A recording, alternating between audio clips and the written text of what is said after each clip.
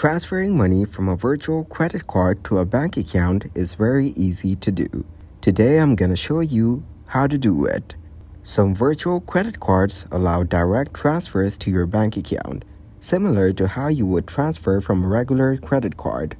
This option might be available within the card issuer's application or web platform. Be aware of potential fees associated with such transfers.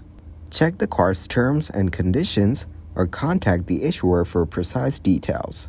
You can potentially withdraw cash using your virtual credit card at an ATM and then deposit the cash into your bank account.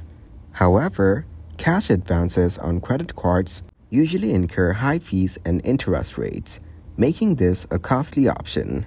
Also, some third-party apps like PayPal or Payoneer allow you to link your virtual credit card and transfer funds to other accounts, including bank accounts.